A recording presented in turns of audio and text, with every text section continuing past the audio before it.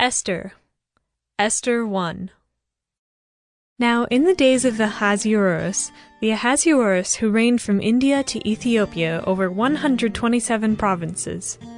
In those days, when King Ahasuerus sat on his royal throne in Susa, the capital, in the 3rd year of his reign he gave a feast for all his officials and servants. The army of Persia and Media and the nobles and governors of the provinces were before him, while he showed the riches of his royal glory and the splendor and pomp of his greatness for many days, 180 days. And when these days were completed, the king gave for all the people present in Susa, the citadel, both great and small, a feast lasting for 7 days in the court of the garden of the king's palace. There were white cotton curtains and violet hangings fastened with cords of fine linen and purple to silver rods in marble pillars, and also couches of gold and silver on a mosaic pavement of porphyry, marble, mother of pearl, and precious stones.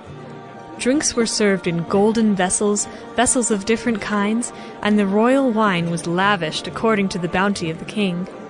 And drinking was according to this edict. There is no compulsion, for the king had given orders to all the staff of his palace to do as each man desired. Queen Vashti also gave a feast for the women in the palace that belonged to King Ahasuerus. On the 7th day, when the heart of the king was merry with wine, he commanded Mehuman, Biztha, Harbona, Bigtha, and Abagtha, Zethar, and Carcass, the 7 eunuchs who served in the presence of King Ahasuerus, to bring Queen Vashti before the king with her royal crown, in order to show the peoples and the princes her beauty, for she was lovely to look at. But Queen Vashti refused to come at the king's command delivered by the eunuchs. At this, the king became enraged, and his anger burned within him. Then the king said to the wise men who knew the times, for this was the king's procedure toward all who were versed in law and judgment, the men next to him being Karshena, Shethar, Admatha, Tarshish, Meres, Marsena, and Memucan, the 7 princes of Persia and Media, who saw the king's face and sat first in the kingdom. According to the law, what is to be done to Queen Vashti? Because she has not performed the command of King Ahasuerus, delivered by the eunuchs. Then Memucan said in the presence of the king and the officials, Not only against the king has Queen Vashti done wrong, but also against all the officials and all the peoples who are in all the provinces of King Ahasuerus. For the queen's behavior will be made known to all women, causing them to look at their husbands with contempt, since they will say, King Ahasuerus commanded Queen Vashti to be brought before him, and she did not come. This very day the noble women of Persia and Media, who have heard of the queen's behavior, will say the same to all the king's officials, and there will be contempt and wrath in plenty. If it please the king, let a royal order go out from him, and let it be written among the laws of the Persians and the Medes, so that it may not be repealed, that Vashti is never again to come before King Ahasuerus. And let the king give her royal position to another who is better than she. So when the decree made by the king is proclaimed throughout all his kingdom, for it is vast, all women will give honor to their husbands, high and low alike. This advice pleased the king and the princes, and the king did as Memucan proposed. He sent letters to all the royal provinces, to every province in its own script, and to every people in its own language, that every man be master in his own household, and speak according to the language of his people. Esther 2. After these things, when the anger of King Ahasuerus had abated, he remembered Vashti and what she had done and what had been decreed against her. Then the king's young men who attended him said, Let beautiful young virgins be sought out for the king, and let the king appoint officers in all the provinces of his kingdom to gather all the beautiful young virgins to the harem in Susa, the capital, under custody of Hegai, the king's eunuch, who is in charge of the women. Let their cosmetics be given them, and let the young woman who pleases the king be queen instead of Vashti." This pleased the king, and he did so.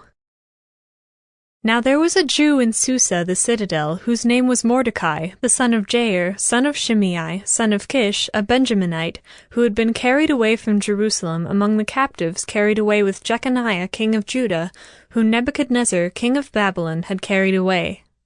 He was bringing up Hadassah, that is Esther, the daughter of his uncle, for she had neither father nor mother.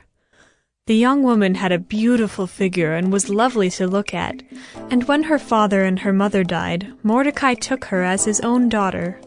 So when the king's order and his edict were proclaimed, and when many young women were gathered in Susa the citadel in custody of Hegai, Esther also was taken into the king's palace and put in custody of Hegai, who had charge of the women.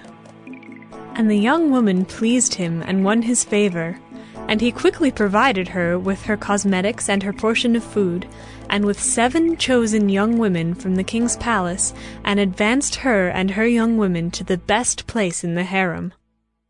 Esther had not made known her people or kindred, for Mordecai had commanded her not to make it known. And every day Mordecai walked in front of the court of the harem to learn how Esther was and what was happening to her. Now when the turn came for each young woman to go into King Ahasuerus, after being 12 months under the regulations for the women, since this was the regular period of their beautifying, 6 months with oil of myrrh and 6 months with spices and ointments for women, when the young woman went in to the king in this way, she was given whatever she desired to take with her from the harem to the king's palace. In the evening she would go in, and in the morning she would return to the second harem in custody of Sheashgaz, the king's eunuch, who was in charge of the concubines. She would not go in to the king again unless the king delighted in her, and she was summoned by name. When the turn came for Esther, the daughter of Abihail, the uncle of Mordecai, who had taken her as his own daughter, to go into the king, she asked for nothing except what Hegai, the king's eunuch, who had charge of the women, advised. Now Esther was winning favor in the eyes of all who saw her, and when Esther was taken to King Ahasuerus into his royal palace, in the 10th month, which is the month of Tebeth, in the 7th year of his reign, the king loved Esther more than all the women, and she won grace and favor in his sight more than all the virgins, so that he set the royal crown on her head, and made her queen instead of Vashti. Then the king gave a great feast for all his officials and servants. It was Esther's feast. He also granted a remission of taxes to the provinces, and gave gifts with royal generosity. Now when the virgins were gathered together the second time, Mordecai was sitting at the king's gate. Esther had not made known her kindred or her people, as Mordecai had commanded her, for Esther obeyed Mordecai just as when she was brought up by him. In those days, as Mordecai was sitting at the king's gate, Bigthan and Teresh, 2 of the king's eunuchs who guarded the threshold, became angry, and sought to lay hands on King Ahasuerus. And this came to the knowledge of Mordecai, and he told it to Queen Esther, and Esther told the king in the name of Mordecai. When the affair was investigated and found to be so, the men were both hanged on the gallows. And it was recorded in the book of the Chronicles in the presence of the king. Esther 3. After these things, King Ahasuerus promoted Haman the Agagite, the son of Hammedatha, and advanced him, and set his throne above all the officials who were with him. And all the king's servants who were at the king's gate bowed down and paid homage to Haman, for the king had so commanded concerning him. But Mordecai did not bow down or pay homage. Then the king's servants who were at the king's gate said to Mordecai, "Why do you transgress the king's command?" And when they spoke to him day after day, and he would not listen to them, they told Haman, in order to see whether Mordecai's words would stand, for he had told them that he was a Jew. And when Haman saw that Mordecai did not bow down or pay homage to him, Haman was filled with fury. But he disdained to lay hands on Mordecai alone. So, as they had made known to him the people of Mordecai, Haman sought to destroy all the Jews, the people of Mordecai, throughout the whole kingdom of Ahasuerus. In the 1st month, which is the month of Nisan, in the 12th year of King Ahasuerus, they cast pure, that is, they cast lots, before Haman day after day. And they cast it month after month, till the 12th month, which is the month of Adar. Then Haman said to King Ahasuerus, There is a certain people scattered abroad and dispersed among the peoples in all the provinces of your kingdom. Their laws are different from those of every other people, and they do not keep the king's laws, so that it is not to the king's profit to tolerate them. If it please the king, let it be decreed that they be destroyed, and I will pay 10,000 talents of silver into the hands of those who have charge of the king's business, that they may put it into the king's treasuries. So the king took his signet ring from his hand and gave it to Haman the Agagite, the son of Hammedatha, the enemy of the Jews. And the king said to Haman, The money is given to you, the people also, to do with them as it seems good to you. Then the king's scribes were summoned on the 13th day of the 1st month, and an edict, according to all that Haman commanded, was written to the king's satraps and to the governors over all the provinces, and to the officials of all the peoples, to every province in its own script, and every people in its own language. It was written in the name of King Ahasuerus, and sealed with the king's signet ring. Letters were sent by couriers to all the king's provinces with instruction to destroy, to kill, and to annihilate all Jews, young and old, women and children, in one day, the 13th day of the 12th month, which is the month of Adar, and to plunder their goods.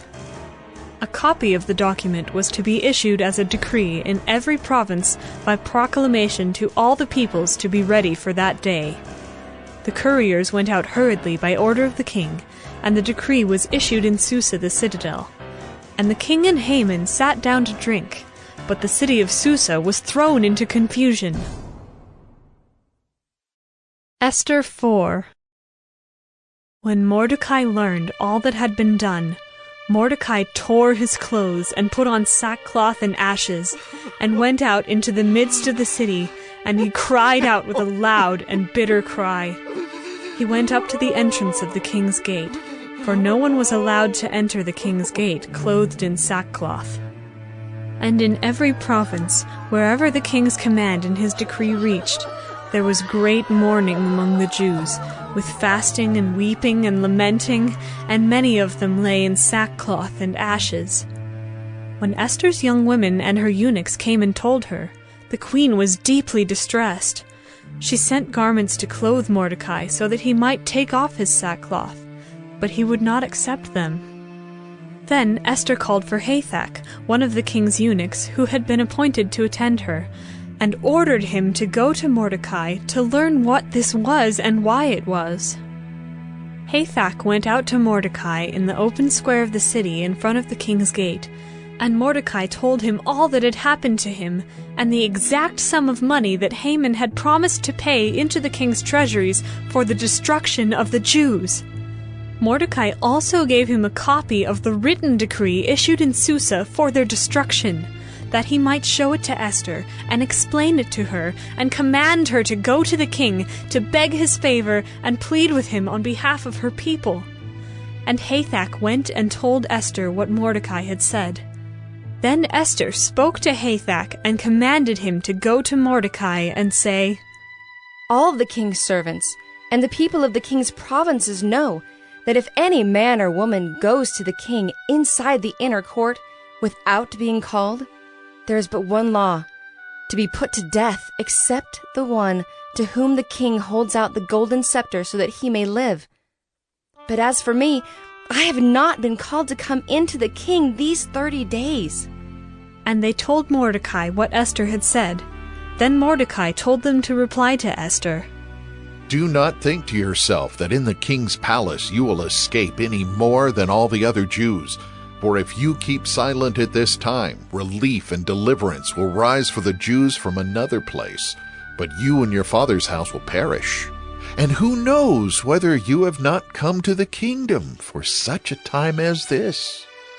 Then Esther told them to reply to Mordecai, Go, gather all the Jews to be found in Susa, and hold a fast on my behalf.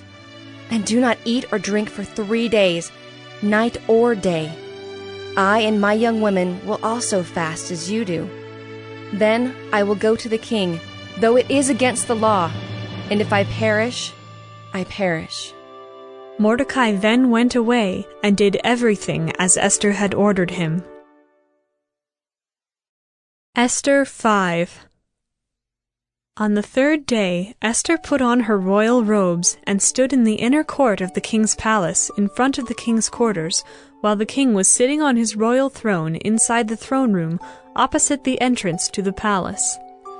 And when the king saw Queen Esther standing in the court, she won favor in his sight, and he held out to Esther the golden scepter that was in his hand. Then Esther approached and touched the tip of the scepter, and the king said to her, "What is it, Queen Esther? What is your request? It shall be given you, even to the half of my kingdom." And Esther said, "If it please the king, let the king and Haman come today to a feast that I have prepared for the king." Then the king said, "Bring Haman quickly, so that we may do as Esther has asked." So the king and Haman came to the feast that Esther had prepared. And as they were drinking wine after the feast, the king said to Esther, "What is your wish? It shall be granted you. And what is your request? Even to the half of my kingdom it shall be fulfilled." Then Esther answered, "My wish and my request is, if I have found favor in the sight of the king, and if it please the king to grant my wish and fulfill my request, let the king and Haman come to the feast that I will prepare for them, and tomorrow I will do as the king has said." And Haman went out that day joyful and glad of heart. But when Haman saw Mordecai in the king's gate, that he neither rose nor trembled before him, he was filled with wrath against Mordecai. Nevertheless, Haman restrained himself and went home, and he sent and brought his friends and his wife Zeresh. And Haman recounted to them the splendor of his riches, the number of his sons, all the promotions with which the king had honored him, and how he had advanced him above the officials and the servants of the king. Then Haman said, "Even Queen Esther, let no one but me come with the king to the feast she prepared. And tomorrow also I am invited by her together with the king. Yet all this is worth nothing to me, so long as I see Mordecai the Jew sitting at the king's gate." Then his wife Zeresh and all his friends said to him, "Let a gallows 50 cubits high be made, and in the morning tell the king to have Mordecai hanged upon it. Then go joyfully with the king to the feast." This idea pleased Haman, and he had the gallows made. Esther 6. On that night the king could not sleep, and he gave orders to bring the book of memorable deeds, the Chronicles, and they were read before the king. And it was found written how Mordecai had told about Bigthana and Teresh, 2 of the king's eunuchs who guarded the threshold, and who had sought to lay hands on King Ahasuerus. And the king said, "What honor or distinction has been bestowed on Mordecai for this?" The king's young men who attended him said, "Nothing has been done for him." And the king said, "Who is in the court?" Now Haman had just entered the outer court of the king's palace to speak to the king about having Mordecai hanged on the gallows that he had prepared for him. And the king's young men told him, "Haman is there, standing in the court." And the king said, "Let him come in." So Haman came in, and the king said to him, What should be done to the man whom the king delights to honor? And Haman said to himself, Whom would the king delight to honor more than me? And Haman said to the king, For the man whom the king delights to honor, let royal robes be brought, which the king has worn, and the horse that the king has ridden, and on whose head a royal crown is set. And let the robes and the horse be handed over to one of the king's most noble officials. Let them dress the man whom the king delights to honor, and let them lead him on the horse through the square of the city, proclaiming before him, Thus shall it be done to the man whom the king delights to honor. Then the king said to Haman, Hurry, take the robes and the horse, as you have said, and do so to Mordecai the Jew, who sits at the king's gate. Leave out nothing that you have mentioned. So Haman took the robes and the horse, and he dressed Mordecai and led him through the square of the city, proclaiming before him, Thus shall it be done to the man whom the king delights to honor. Then Mordecai returned to the king's gate. But Haman hurried to his house, mourning and with his head covered. And Haman told his wife Zeresh and all his friends everything that had happened to him. Then his wise men and his wife Zeresh said to him, If Mordecai, before whom you have begun to fall, is of the Jewish people, you will not overcome him, but will surely fall before him. While they were yet talking with him, the king's eunuchs arrived and hurried to bring Haman to the feast that Esther had prepared.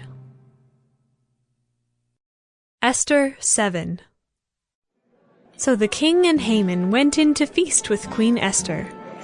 And on the second day, as they were drinking wine after the feast, the king again said to Esther, What is your wish, Queen Esther? It shall be granted you. And what is your request? Even to the half of my kingdom it shall be fulfilled.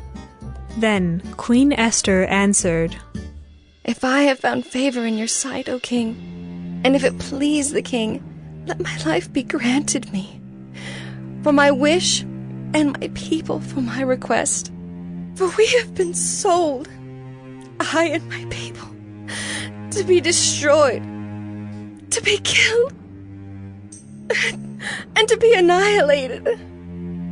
If we had been sold merely as slaves, men and women, I would have been silent, for our affliction is not to be compared with the loss to the king.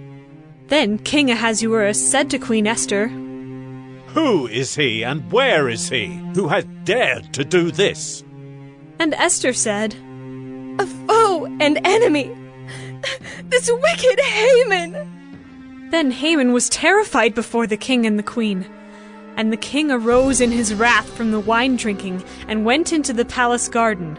But Haman stayed to beg for his life from Queen Esther, for he saw that harm was determined against him by the king. And the king returned from the palace garden to the place where they were drinking wine, as Haman was falling on the couch where Esther was. And the king said, Will he even assault the queen in my presence, in my own house? As the word left the mouth of the king, they covered Haman's face. Then Harbona, one of the eunuchs in attendance on the king, said, Moreover, the gallows that Haman has prepared for Mordecai, whose word saved the king, is standing at Haman's house, 50 cubits high. And the king said, Hang him on that. So they hanged Haman on the gallows that he had prepared for Mordecai. Then the wrath of the king abated. Esther 8. On that day, King Ahasuerus gave to Queen Esther the house of Haman, the enemy of the Jews. And Mordecai came before the king, for Esther had told what he was to her. And the king took off his signet ring, which he had taken from Haman, and gave it to Mordecai. And Esther set Mordecai over the house of Haman. Then Esther spoke again to the king. She fell at his feet and wept and pleaded with him to avert the evil plan of Haman the Agagite and the plot that he had devised against the Jews. When the king held out the golden scepter to Esther, Esther rose and stood before the king, and she said, "If it please the king, and if I have found favor in his sight, and if the thing seems right before the king, and I am pleasing in his eyes, let an order be written to revoke the letters devised by Haman the Agagite, the son of Hammedatha, which he wrote to destroy the Jews, who are in all the provinces of the king. For how can I bear to see the calamity that is coming to my people? Or how can I bear to see the destruction of my kindred?" Then King Ahasuerus said to Queen Esther and to Mordecai the Jew, Behold, I have given Esther the house of Haman, and they have hanged him on the gallows, because he intended to lay hands on the Jews. But you may write as you please with regard to the Jews in the name of the king, and seal it with the king's ring. For an edict written in the name of the king and sealed with the king's ring cannot be revoked. The king's scribes were summoned at that time, in the 3rd month, which is the month of Sivan, on the 23rd day. And an edict was written, according to all that Mordecai commanded concerning the Jews, to the satraps and the governors and the officials of the provinces, from India to Ethiopia, 127 provinces, to each province in its own script, and to each people in its own language, and also to the Jews in their script and their language. And he wrote in the name of King Ahasuerus, and sealed it with the king's signet ring. Then he sent the letters by mounted couriers riding on swift horses that were used in the king's service, bred from the royal stud, saying that the king allowed the Jews who were in every city to gather and defend their lives, to destroy, to kill, and to annihilate any armed force of any people or province that might attack them, children and women included, and to plunder their goods, on one day throughout all the provinces of King Ahasuerus, on the 13th day of the 12th month, which is the month of Adar. A copy of what was written was to be issued as a decree in every province, being publicly displayed to all peoples, and the Jews were to be ready on that day to take vengeance on their enemies. So the couriers, mounted on their swift horses that were used in the king's service, rode out hurriedly, urged by the king's command. And the decree was issued in Susa, the citadel. Then Mordecai went out from the presence of the king in royal robes of blue and white, with a great golden crown and a robe of fine linen and purple, and the city of Susa shouted and rejoiced. The Jews had light and gladness and joy and honor. And in every province and in every city, wherever the king's command and his edict reached, there was gladness and joy among the Jews, a feast and a holiday.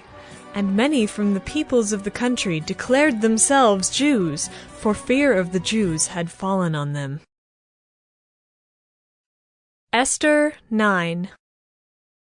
Now in the 12th month, which is the month of Adar, on the 13th day of the same, when the king's command and edict were about to be carried out, on the very day when the enemies of the Jews hoped to gain the mastery over them, the reverse occurred. The Jews gained mastery over those who hated them. The Jews gathered in their cities throughout all the provinces of King Ahasuerus to lay hands on those who sought their harm. And no one could stand against them, for the fear of them had fallen on all peoples. All the officials of the provinces and the satraps and the governors and the royal agents also helped the Jews, for the fear of Mordecai had fallen on them. For Mordecai was great in the king's house, and his fame spread throughout all the provinces, for the man Mordecai grew more and more powerful.